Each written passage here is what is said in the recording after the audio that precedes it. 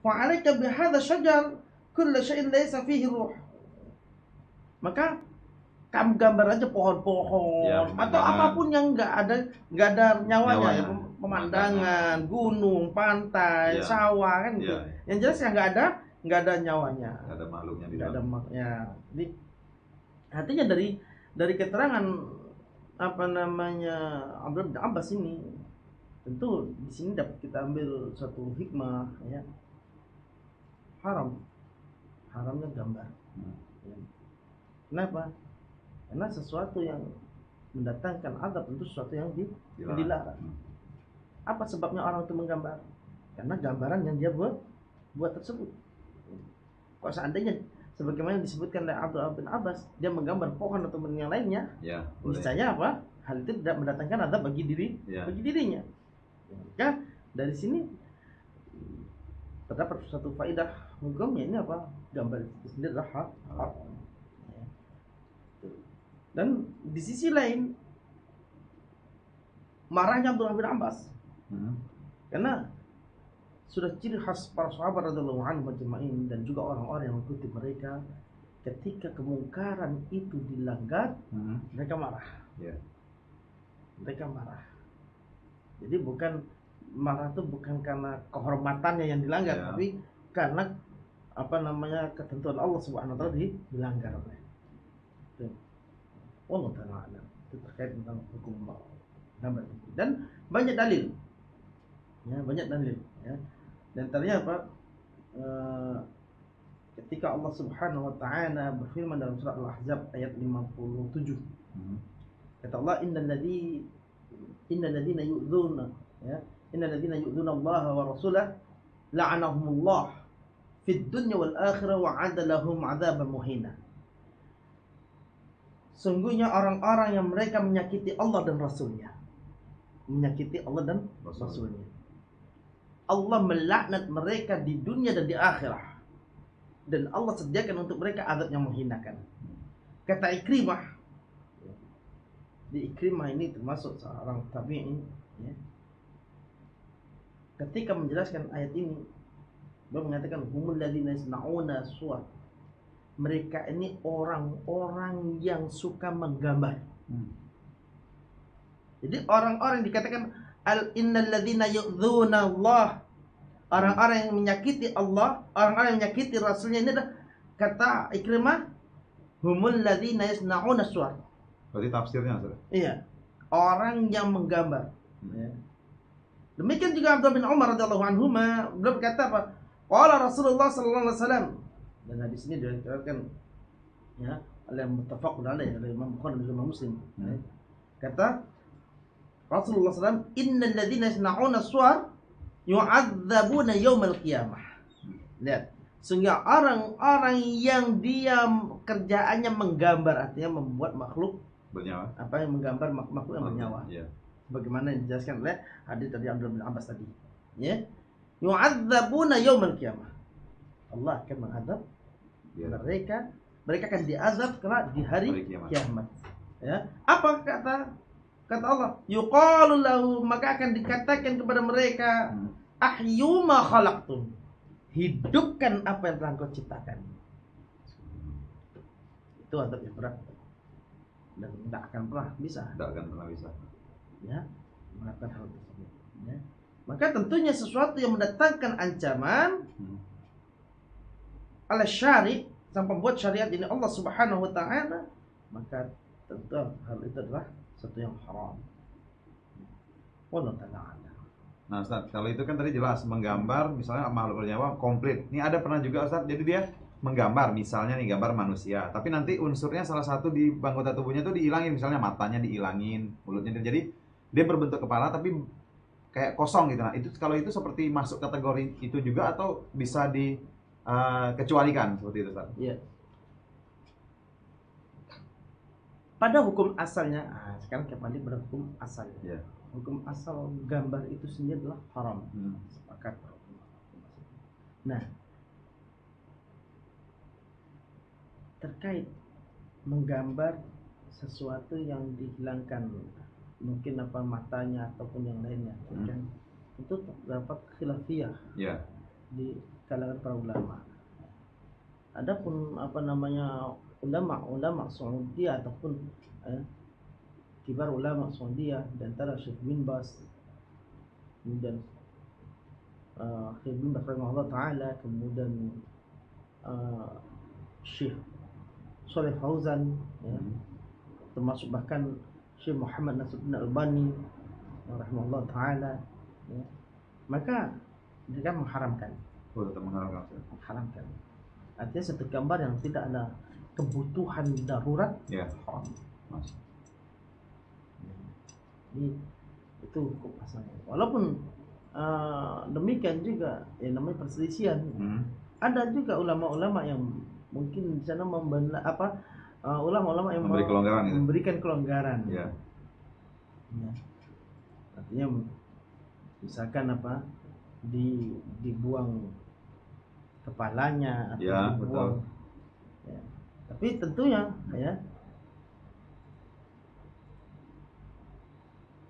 ketika kita tahu hukum menggambar, hukum asalnya kan, itu setiap kita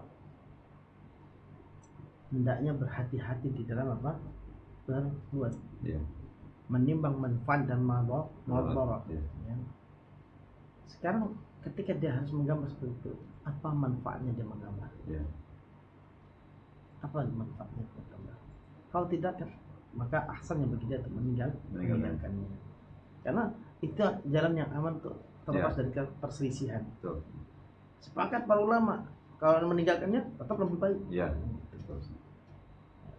Itu terkait tentang gambar-gambar yang mungkin matanya ditutup lah, ya, dihilangkan wajahnya, gitu kan, dihilangkan wajahnya, atau kepalanya memang benar-benar nggak ada, gitu kan, kepalanya nggak. Nah, seperti itu. Jadi kalau memang nggak ada manfaatnya, maka saya tinggalkan.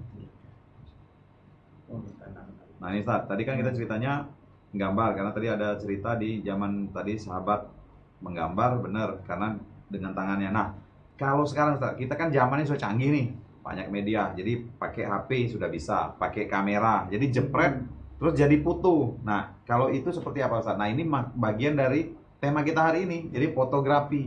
Kita ambil objeknya lewat kamera dan jadi foto. Nah, itu seperti apa Ustaz? Iya. Terkait fotografi sama ya. Artinya tak terlepas dari suatu khilafiyah. Perselisihan. Bagaimana yang saya kutip dari website Thoriqul Islami, ya, ketika ada pertanyaan tentang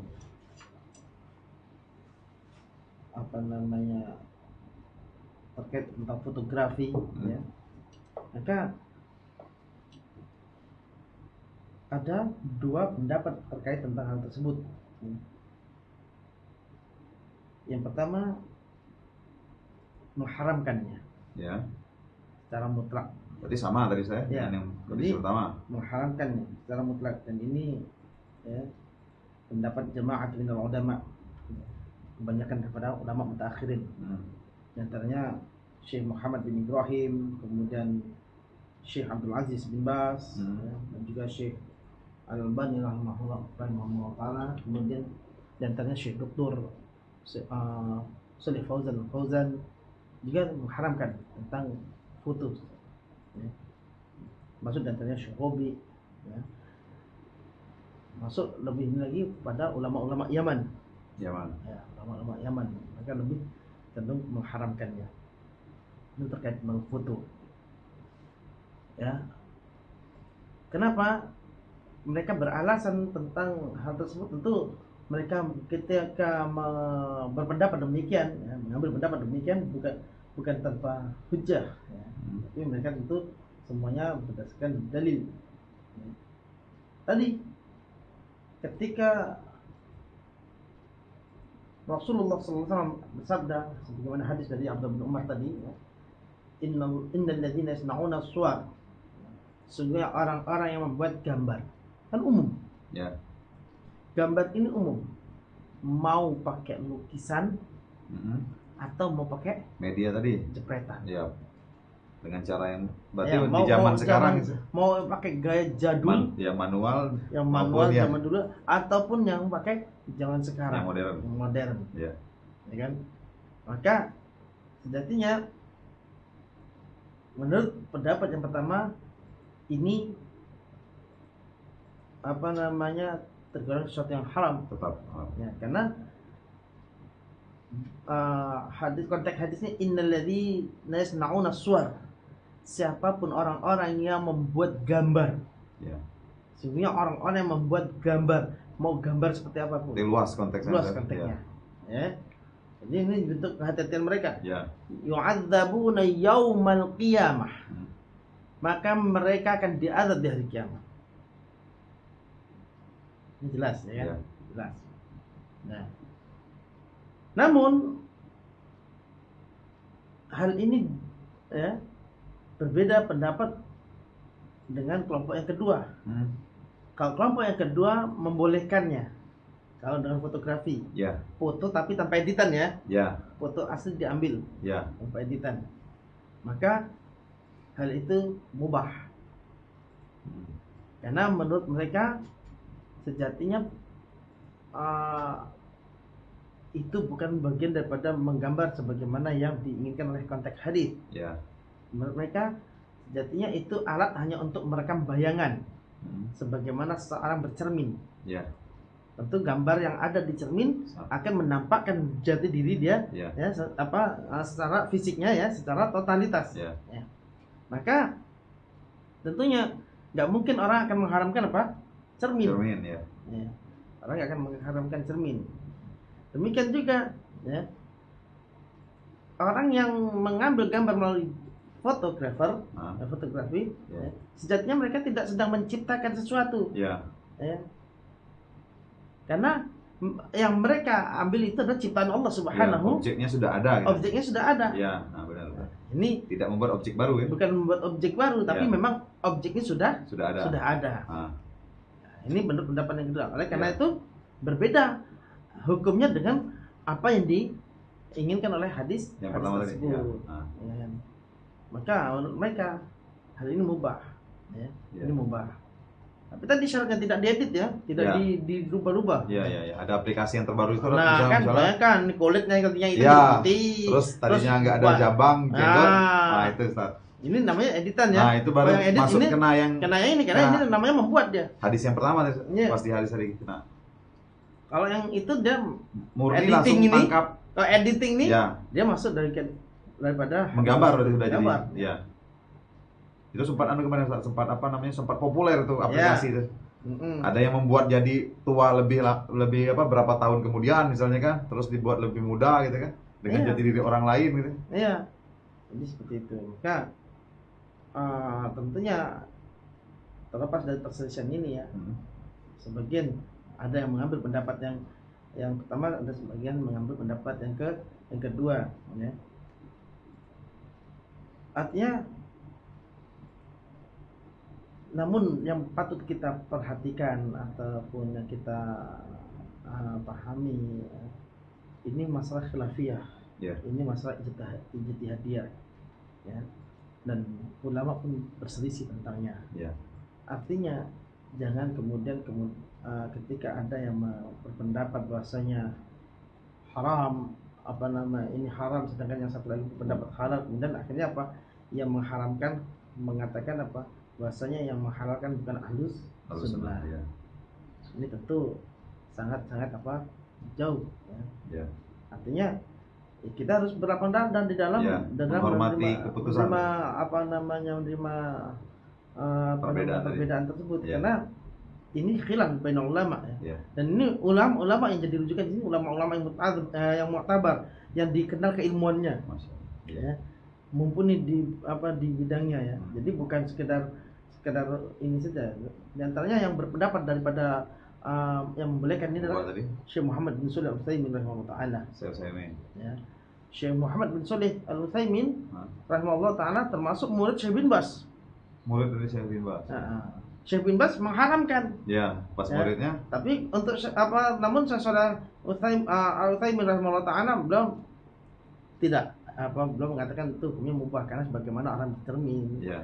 Ada hujah-hujah lagi. Iya, dan dia bukan sedang menciptakan sesuatu, tapi memang sudah ada objek yang Allah ciptakan untuk diambil, ya ditangkap gambarnya kan. Nah, itu ya. Dan juga ada beberapa ulama-ulama yang lain ya yang mengambil pendapat tersebut. Oleh karena itu ya, siapa yang mengambil pendapat mengharamkan, ya silakan dia jauhi. Ya. Karena ketika dia mengambil pendapat ini dan dia tahu hukumnya, maka dia nggak boleh. Betul. Ya, itu haram bagi dia. Ya, ada di posisi yang haram tadi. Ya, ya. dia tetap mengharamkan untuknya. Ya. Artinya dia ketika mengambil pendapat tersebut. Nah, ketika orang itu mengambil pendapat yang ini, yang tapi tadi ada konteksnya, ada syarat-syaratnya. Ya. Harus terpenuhi tadi. Harus terpenuhi syarat-syaratnya. Ya, dia tidak merubahnya. Ya. Kemudian di dalam tidak ada editingnya ya, tidak ada editingnya. Dan tentunya gambar-gambar tersebut juga sebagian ulama yang membolehkan ini lebih terkhusus pada perkara-perkara yang daruriyah. Pada perkara-perkara yang memang dibutuhkan. Ya. Bukan sebatas untuk bermudah-mudahan itu. Ini hukum di dalam hukum menggambar ya, beda hukum gambarnya sendiri nanti ya. Ini hukum menggambarnya tadi. Ya. Karena di sini ada hukum menggambar dan terkait pada gambarnya itu sendiri. Ya. Artinya dalam satu hadis bahasanya di antara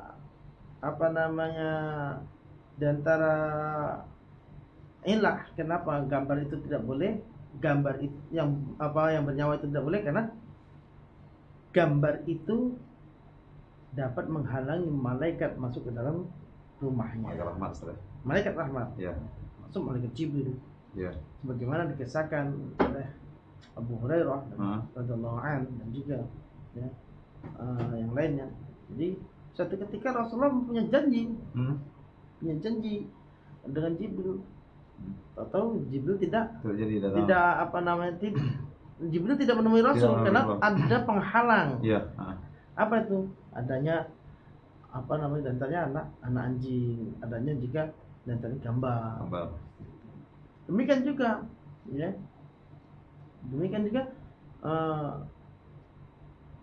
hukum memajang gambar. Hukum memajang gambar tidak boleh. Jadi gambar dipajang nggak boleh. Ya. Kenapa? Aisyah radhiallahu anha pernah bercerita. Jadi kata beliau, suatu ketika Rasulullah pulang dari safar. Qadima Rasulullah SAW min safar. Jadi Rasulullah SAW pulang dari safar. Waqad satartu sahwatan li biqiramin fihi tamathil. Aku menutup tirai jendela. Jendela itu menggunakan gorden. Ya, gorden. Ya. Jadi aku menutupi jendela yang menggunakan gorden yang ada gambar makhluk bernyawana. Oh ya. Terpajang nggak? Ya, terpajang. Terpajang. Padahal gorden Ustaz ya? Gorden. Ya. Bukan net dilukis kan? Betul. Dan bukan ditaruh di pajangan sebenarnya kan? Cuman fungsinya itu memang ikut. Betul. Ya kan itu ikut. Ya, melekat melekat akhirnya terpajang kan gitu. Maka falamma ra'ahu Rasulullah sallallahu alaihi wasallam talawna wajhah. Maka ketika Rasul sallallahu alaihi wasallam melihat tuh gambar, berubah wajahnya. Ya. Maka ini masuk pada ayat tadi. Surah Ahzab ayat 57 kenapa? Menyakiti Rasulullah sallallahu alaihi wasallam. Ya. Maka berubah wajah Rasul sallallahu alaihi wasallam saat itu juga. Maka kata Rasul sallallahu alaihi wasallam, "Ya Aisyah, asyaddun nas 'adzaban yaumal qiyamah alladzina yudahiuna bi khalqillahi 'azza wa jalla." Wahai Aisyah, manusia yang paling berat azabnya di hari kiamat nanti orang yang membuat orang yang membuat sesuatu yang menyerupai ciptaan Allah Subhanahu wa taala. Artinya dia menandingi pembuatan ciptaan Allah Subhanahu wa taala. Ya. Jadi kata Rasulullah SAW, ya Aisyah, asyaddun nas adzaban yaumil qiyamah yudhahiuna alladzina yudhahiuna ya bi khalqillah. Artinya apa? Di sini Rasulullah SAW menjelaskan hukum menggambar sekaligus menjelaskan kedudukan gambar dan konsekuensinya sekarang tadi. Iya. Menjelaskan orang yang menggambar orang yang paling berat adabnya. Ya. Sanksinya, sanksinya. Ya. Orang yang paling berat adabnya. Di sisi Allah Subhanahu wa taala. Hukum gambarnya ketika dipajang itu membuat marah Rasulullah sallallahu alaihi wasallam. Ya. Itu membuat marah Rasulullah sallallahu berubah tadi kan adanya mukanya. Maka sungguh mengherankan ya ketika kita dapati kebanyakan rumah-rumah kaum muslimin ya, tak selamat dari gambar. Entah itu berisi tentang foto keluarga atau bahkan mungkin itu termasuk ya yang lainnya ya. Foto-foto yang lainnya ataupun gambar-gambar yang lainnya. Demikian juga termasuk apa? Foto-foto yang dipasang baliho-baliho. Apalagi menjelang pilkada, biasanya tersebar di mana-mana. Maka ini bukan termasuk sesuatu yang dibutuhkan. Itu kan satu hal yang daruriyah. Cuman tadi sifat mutasahil, orang yang bermudah-mudahan, menggampangkan, atau mungkin karena jahilnya terhadap hukum gambar, akhirnya mereka banyak membuat pelanggaran-pelanggaran atau menyakiti Allah Subhanahu wa taala dengan sebesar. Nah, kamu itu tentang fotografi.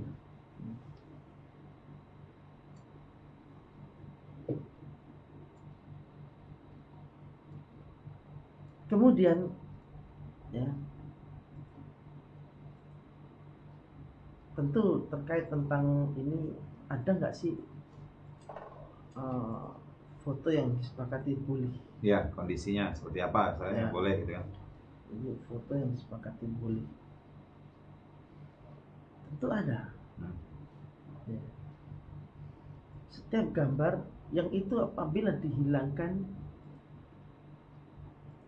kerusakannya lebih besar, maka itu boleh.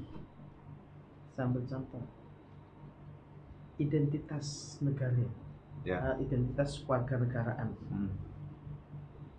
Kalau hanya sebatas ditulis nama dengan alamat, nama manusia itu banyak yang sama ya. Nama manusia banyak yang sama. Kalau di zaman Rasul Sallallahu Alaihi Wasallam, wallahu taala alam, apakah identitas kenegaraan ini dibutuhkan atau tidak? Tentunya kalau di zaman saat ini tentu berbeda. Identitas kewarganegaraan sangat dibutuhkan. Maka pada kondisi yang demikian itu boleh menempelkan foto wajah dan sebagainya untuk bisa dipastikan memang si fulan pemiliknya. Sama misalkan foto tentang buronan, dicari gitu soalnya. Dicari misalkan wanted DPO. Masya Allah. Dan buruan kan gitu ya. Maka harus ditampilkan. Kalau yang cuma nama saja banyak ya. Nama fulan bin fulan buron. Ya orang kan nggak tahu, berdiri di sampingnya pun sama ternyata namanya. Oh iya ini buronan, padahal dia yang bukan orang yang bersangkutan. Jadi untuk sesuatu yang sangat dibutuhkan, artinya bila dihilangkan besar kerusakannya, maka pada saat itu diperbolehkan. Termasuk apa? Uang yang ada pada gambar yang ada pada uang. Mata uangnya. Biasanya mata uang kita atau yang lainnya biasanya mata uang itu ada gambar tokohnya gitu ya. Demikian juga. Maka Kalau itu dihilangkan dari objeknya, tentu sanksinya uang tidak laku kan? Tidak berlaku untuk dijadikan bahan tukar. Ya. Maka pada saat itu suatu yang daruri ya. Darurat. Walaupun ada sebagian tetap masih ya.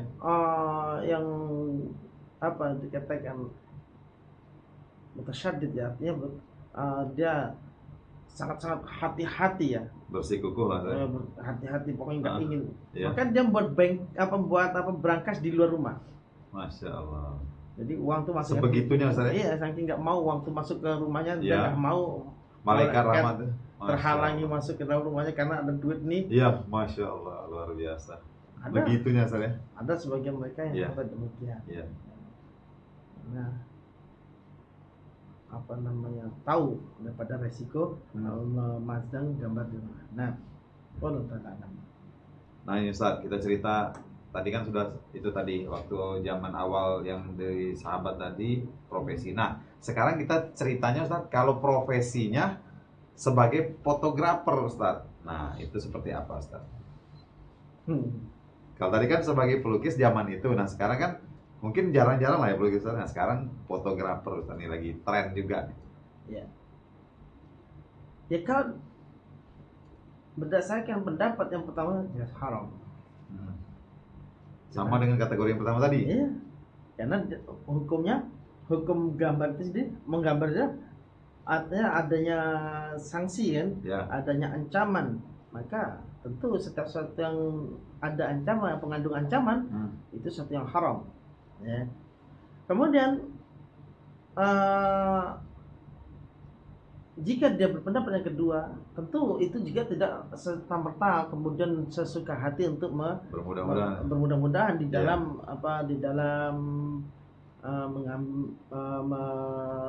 melakukan kegiatannya. Ya. Artinya gini, ketika dia menjadi fotografer, ya tentu dia harus tahu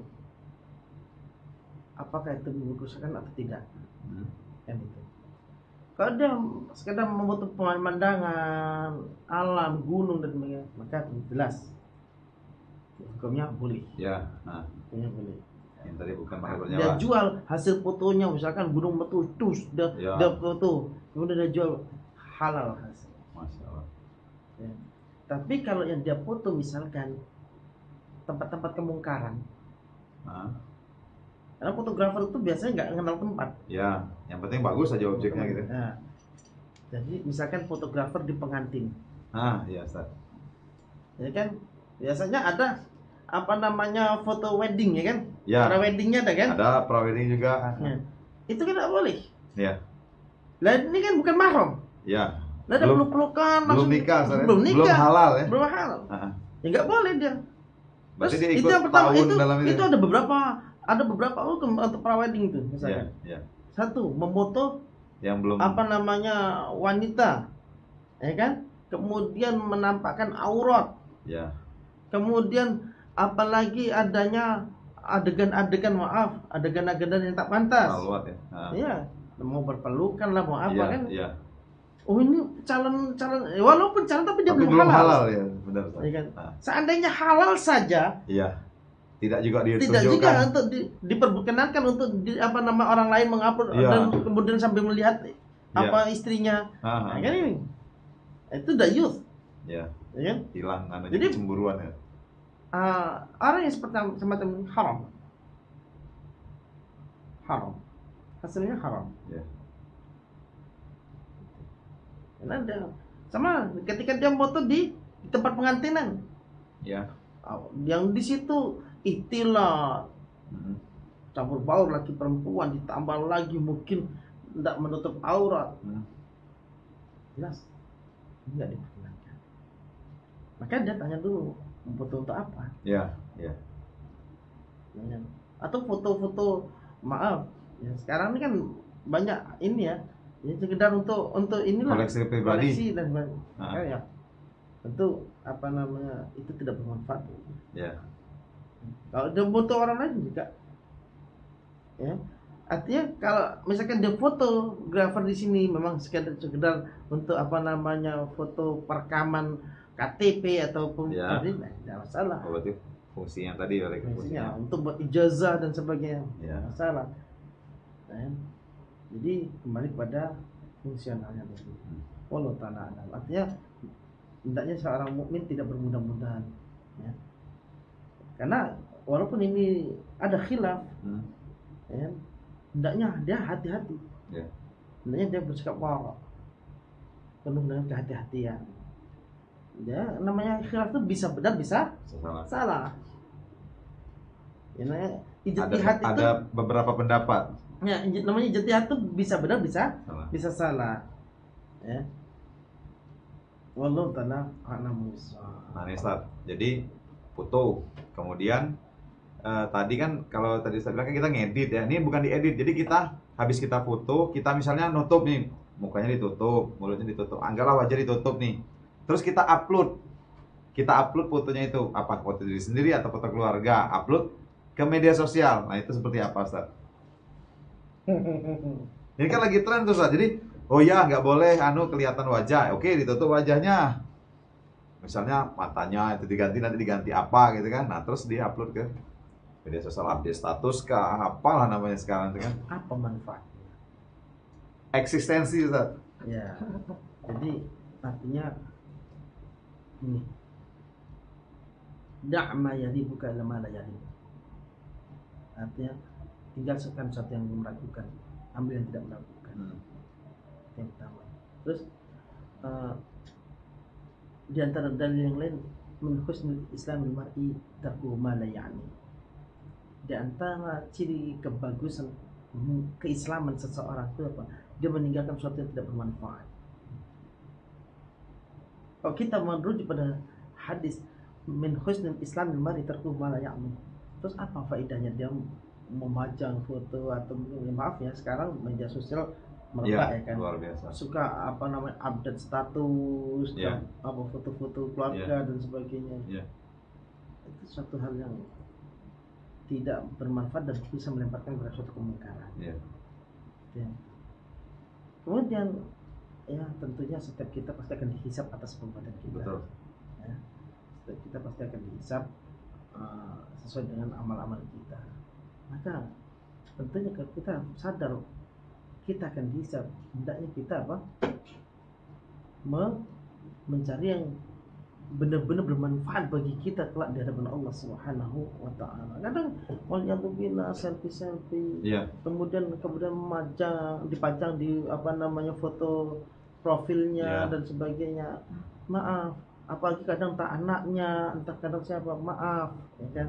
Itu namanya memajang foto, haram.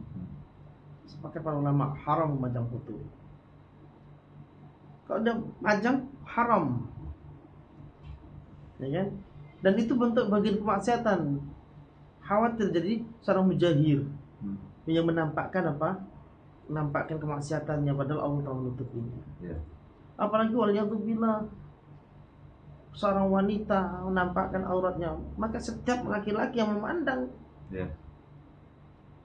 dengan sebab apa yang dia para tontonkan tersebut, dia dapat bagian daripada dosa jariah. Khawatir.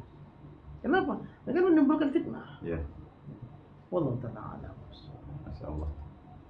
Ini rencana memang mau panjang, Ustaz. Cuman karena waktu kita ini dan sudah masuk waktu Isya, jadi mungkin kita sudahi. Mudah-mudahan kita nanti bisa sambung di sesi-sesi berikutnya nanti dengan tema yang lebih kuat lagi, Ustaz. Sebelumnya kita tutup, Ustaz.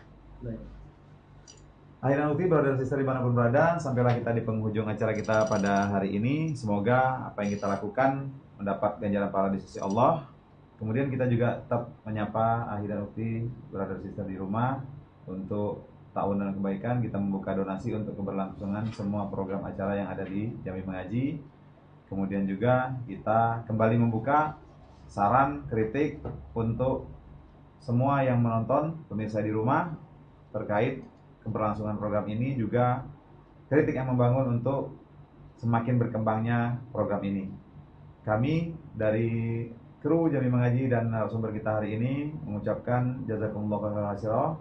Kita sudahi dengan doa kafaratul majelis. Subhanakallahumma bihamdika asyhadu an la ilaha illa anta astaghfiruka wa atubu ilaik. Assalamualaikum warahmatullahi wabarakatuh.